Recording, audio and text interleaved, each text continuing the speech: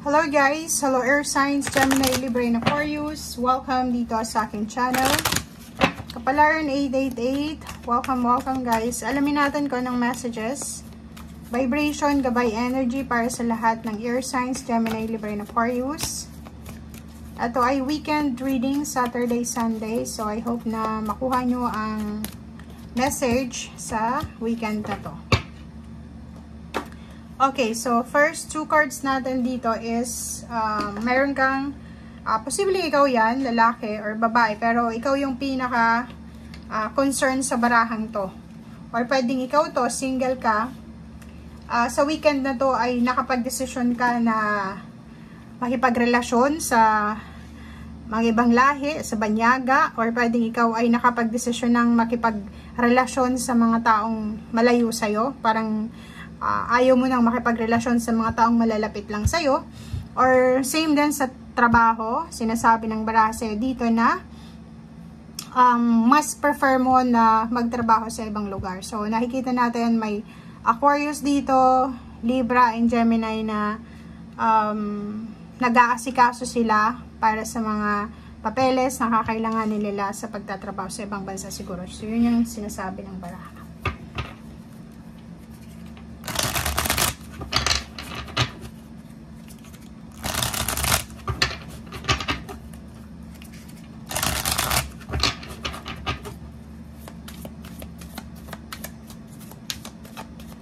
Okay, Air Signs, Gemini, Libra, and Aquarius.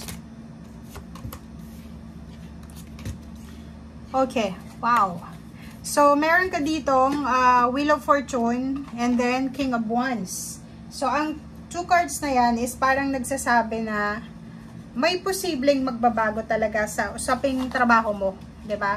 Kung makikita mo tong King of Wands na ito is trabaho to. Trabaho, pinagkakakitaan, passion, kung ano yung interest mo, posibleng may pagbabagong magaganap. So, pwedeng may routine dito ng trabaho mo, like yung mga schedule mo, ay posibleng mabago, or posibleng papabor sa'yo yung sitwasyon sa usaping trabaho. So, if ever man na, like, contractual ka pa lang, posibleng ikaw ay magiging regular na, parang ganon. So, if naghihintay ka ng promotion, salary increase, posibleng makuha mo siya. Okay? Kasi completion na to eh. Number 10, achievements.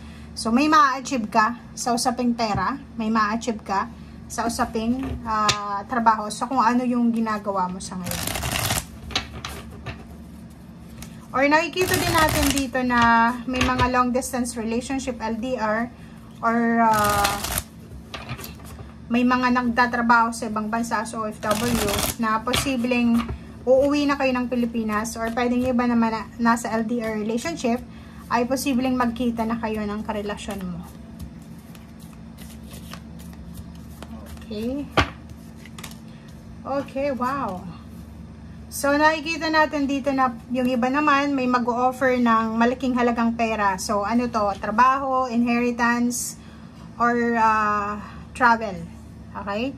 So, etong Page of Cups na ito, possible siya na relationship. So, posibleng yung manliligaw mo or yung nililigawan mo ay financially stable siya. Secured yung kanyang financial. Stable yung kanyang financial. Okay? Or pwedeng may mag-o-offer sa'yo ng relationship, or at the same time, may mag-o-offer sa'yo ng bagong trabaho, bagong pagkakakitaan ng pera, pwedeng pauutangin ka, or ituturo sa'yo ng taong ito kung ano yung company na pwede mong applyan. Okay? And dito naman sa Justice card, nakikita natin may mga contract signing, diba? So, ano man itong, like dito, pwedeng tungkol ito sa work abroad. So, or pwedeng yung kontrata, dumating na, kailangan mong permahan. Ito din, bagong trabaho, bagong tirahan, kasal, lahat ng dokumento na posibleng kailangan mo para dito. So, may mga sign of contract dito, signing of contract.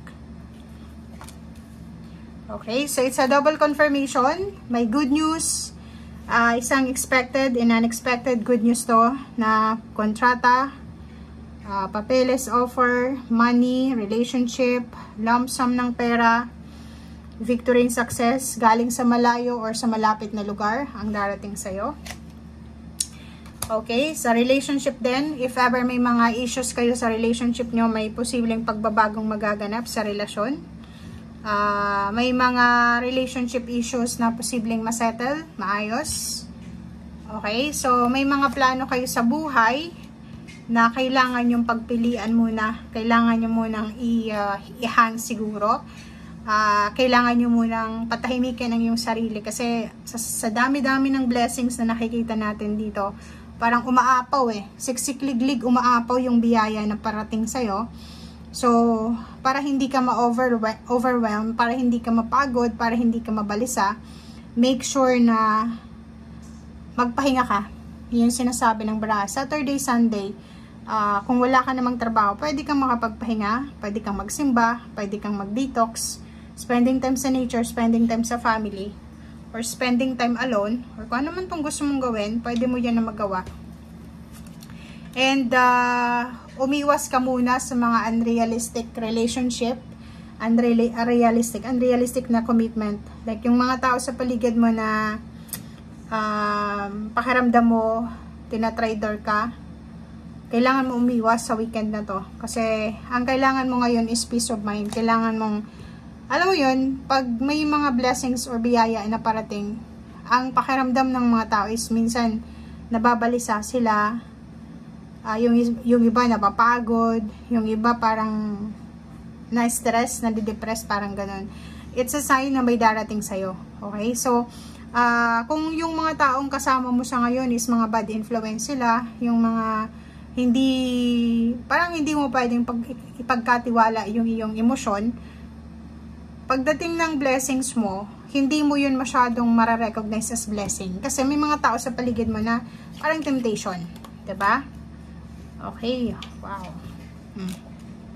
So, overall, ang nakikita natin dito, ang daming balita dito. So, maraming good news talaga, sabi ko sa'yo eh. Diba? Siksik, liglig, umaapaw yung biyaya mo. May pwedeng recognition, rewards, awards, yun, may magta-travel sa ibang bansa para sa trabaho, may mga family occasion, may birthday celebration, parents, may mga homecoming, may reunion, may bibinyagan, may good news regarding baby, may kakasal, maraming pagbabago dito, especially sa trabaho. Pwedeng, kung naghihintay ka ng promotion, salary increase, or kung naghihintay ka ng alam mo yon na possible na posisyon na wini-wish mo, eto na yung pagkakataon. Parang mare-recognize ka ng employer mo or ng boss mo na magaling ka. Diba? So, nakikita natin ang dami-daming good news. Napakaraming balita dito. Double confirmation, double good news, justice, lump sum ng pera. Kailangan mong magpahinga. Kasi baka ma-overwhelm ka, baka mapagod ka sa mga blessings na to. Okay? Thank you guys. Bye!